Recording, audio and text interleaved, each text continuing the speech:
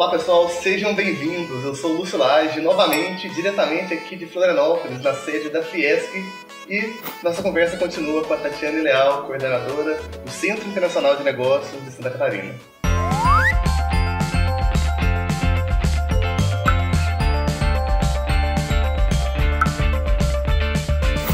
Então, focando um pouco mais hoje na nossa conversa, Tatiane, sobre a parte de negócios com a China, né? Missões empresariais focadas na China. Você que já participou de diversas feiras na China, conta pra gente um pouquinho sobre a atuação da Federação nessas viagens para a Ásia e para a China especificamente.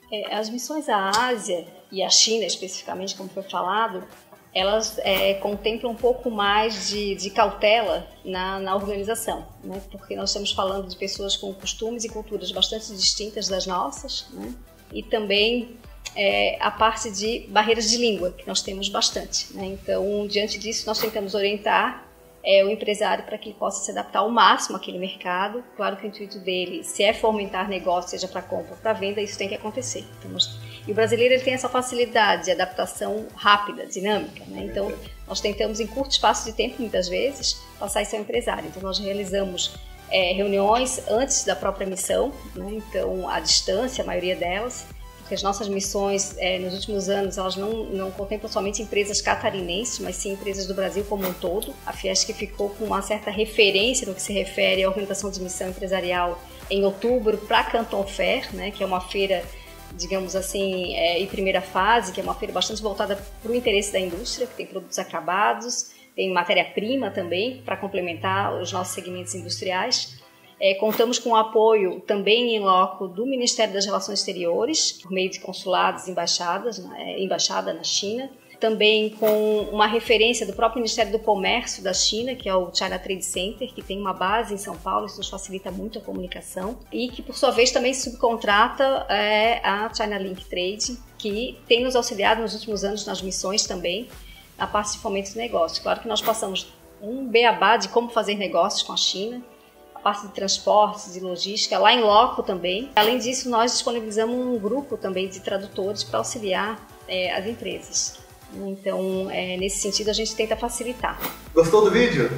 Dê um like pra gente e siga o canal para ver os próximos vídeos. Gosto bastante, sem dúvida. E pensando em alguém que pretende ir para a China, um empresário que está programando uma viagem para a China, uma missão, participar de uma missão como essa, quais são as vantagens, na sua visão, de uma empresa sair daqui do Brasil, ficar uma semana lá na China, ou um pouco mais talvez, uma viagem empresarial como essa? Uhum. No caso do empresário participar de uma missão empresarial, como são as que são organizadas aqui pela Fiesc, nós entendemos que ele consegue deter de uma série de conhecimento antes mesmo da própria missão. Então, desde foco para o produto dele, se tem mercado de fato lá, se é para fornecer ou se é para comprar, né? De onde exatamente, nós podemos passar a relação, inclusive, de potenciais fornecedores ou compradores do produto. Além disso, além da elaboração do estudo de mercado, nós temos, como eu já comentei, nós elaboramos um manual com informações a respeito, que é importante ele saber das relações comerciais do Brasil com aquele país, até para ter uma conversa durante as negociações. Quais são os principais produtos que são vendidos, comprados, e Santa Catarina também. A importância dele participar ainda da missão, ele consegue em loco monitorar tendências, identificar concorrentes também, não só chineses, até mesmo dentro do próprio grupo da missão. Nós já tivemos casos de empresas que não concorrentes propriamente disso, mas eram complementares e que fecharam negócios, saíram do Brasil para fechar um negócio na China. Então isso é bastante comum, porque eles não se conheciam aqui ainda no país, né? Essa troca de experiências. Acaba sendo, sem dúvidas, um ambiente de negócios mesmo, né? De não só negócios entre empresas do Brasil e empresas do exterior, mas todo esse ambiente criado assim, entre as empresas que estão indo, sem dúvida o empresário se aproxima um do outro e, sem dúvida, particularmente já vi saírem muitos negócios em missões como essa. E além, claro, de estreitar relacionamento, né? Incrementar o relacionamento com empresas chinesas, principalmente, né? Até porque é uma característica da própria cultura chinesa e no mundo dos negócios, o guanxi, como dizem, né, é bastante marcante, ou seja, são a referência da referência. Então é bom ter os primeiros contatos no país e através de pessoas que tenham referências naquele país, como é o caso dos próprios ministérios, das entidades públicas, já que a característica do país, a forma de governo dele, né? E aí, a partir disso, claro, estreitando os demais contatos, né? A gente observa que tem empresas, por exemplo, que já estão indo para a China sozinhos, e quando temos a nossa missão lá em outubro, então continuam conosco. Então nós temos vários cases de empresas assim, né? Que dica você poderia dar para quem está pensando em ir numa viagem como essa, se programando para participar de uma missão empresarial? O que você seria uma primeira dica que você poderia dar para essas empresas? Primeiro, ter foco do que ele quer de fato, né, a partir da participação na missão, se é comprar ou vender. E o que? Se tem mercado ou não, para não criar uma falsa expectativa. O segundo é estudar bastante a questão da cultura, dos costumes, né? Uma das características deles é a questão da hierarquia, né? Então, se uma pessoa é da área comercial, é um gerente, ele provavelmente vai ter contato lá com o gerente, dificilmente com uma hierarquia maior, né? Então, isso já é um costume, né? Estudar bastante a questão também do mundo dos negócios, o que complementa esse mundo dos negócios junto aos chineses, como é o caso que muitas vezes o negócio está vinculado também a esse bom relacionamento. Então é muito comum, e que isso no começo nos causava uma certa apreensão dos empresários serem convidados para visitar uma empresa, porque essa questão da desconfiança os chineses sabem que existe, né? Então eles querem mostrar de fato o outro lado da empresa, então conhecer a estrutura da empresa. Então, muitas vezes o empresário ele participa da missão, tanto é que no começo nós estabelecemos um acordo com a agência que nos assessora da concessão de um visto chinês, porque tem questão também de restrição de entrada e saída do país.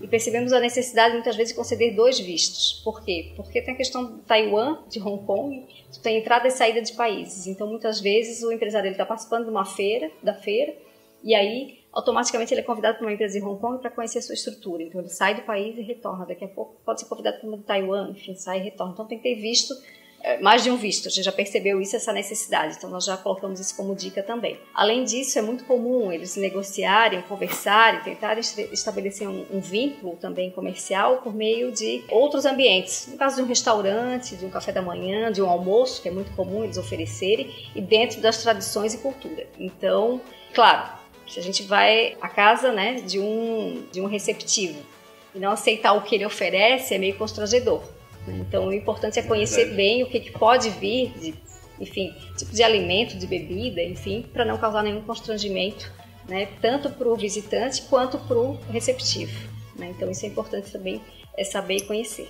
E principalmente nessa parte cultural que você mencionou, essas várias idas e vindas da China já deve ter passado por bastante coisa lá, né? Então, você teria um apuro que você passou lá, alguma história para contar para o pessoal aí de alguma situação exótica na China? Teríamos alguns cases, mas um dos que nos marca bastante, que nós orientamos, é a questão dos brindes, né? Porque eles gostam muito de brindar a saúde, a amizade, a paz, a alegria, enfim. Durante um almoço, por exemplo. E aí tem a bebida deles, que seria um similar, ou talvez um pouco mais elevado em termos de teor alcoólico, a nossa cachaça, né, e que é muito comum, independente de ser homem, mulher, enfim, fazer diversos brindes. Então a pessoa tem que estar preparada para isso, porque a cada saudação dessa faz, né, um brinde, e às vezes causa um certo constrangimento. As pessoas já bebi demais, enfim, né? Então tem que saber sair de uma situação dessa também, né?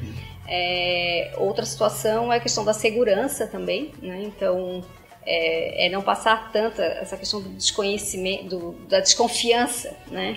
Então, junto aos chineses, eles têm um costume, né, principalmente nas ruas, na prática do comércio, de pechinchar, de esperar a pechincha, né? Então nós temos que pechinchar muito, né, na prática comercial. E claro, o chinês ele chega num limite de estabelecimento de preço. A gente percebe isso no comércio, né, local. E a partir daquilo, se ele não conseguiu, ele fica bastante chateado e às vezes vem alguns xingamentos e até, como é no mandarim, muitas vezes as pessoas não entendem, então deixam passar. Mas às vezes é meio constrangedor, então já tem que esperar por isso também, que a pechincha já tem um limite também. A partir daquilo já não se consegue mais, né, que é bastante comum também, né? A questão da segurança lá, qualquer acontecimento eles facilmente chamam polícia, e a polícia, quando é estrangeira, a primeira coisa que pede é passaporte, e depois que entregou o passaporte para o policial, tem que rezar para conseguir o passaporte de volta, é mais ou menos isso, né? Porque envolve embaixada, consulado, enfim, até para conseguir reter. Então já aconteceu, por exemplo, de um empresário que estava na rua, tomou um táxi também, né, e não tinha o endereço do hotel em mandarim e ficar perdido. Por sorte, hoje nós temos celular, enfim, né, e conseguimos um contato, mas ele estava perdido porque simplesmente o taxista não entendia o nome do hotel, mesmo sendo de rede, e ele falando inglês, não teve jeito dele entender, e sem o cartão do hotel. Então a primeira dica, chegou no hotel, nós já passamos o cartão do hotel com o endereço em mandarim, ou sempre recomendamos a cada destino para que entregue para o taxista o endereço em mandarim, porque caso contrário não se consegue comunicação alguma.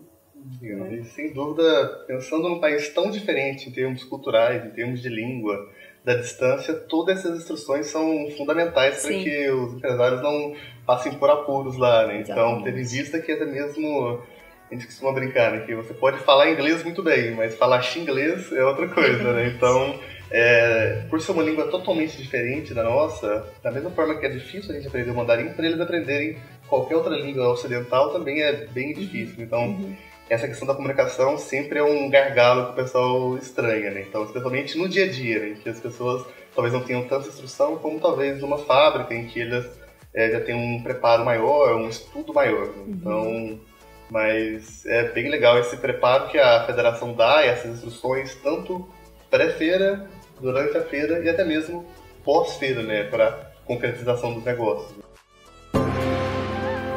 Mais uma vez, Tatiane, muito obrigado pela disposição, pela abertura dada aqui na sede da Fiesc, aqui em Florianópolis, para contribuir um pouco e contar algumas histórias para a gente sobre os negócios com a China, os negócios com a Ásia e a atuação, especialmente da federação dessa instituição nos negócios com a China. Muito obrigado. Sometimes I feel like I'm dreaming.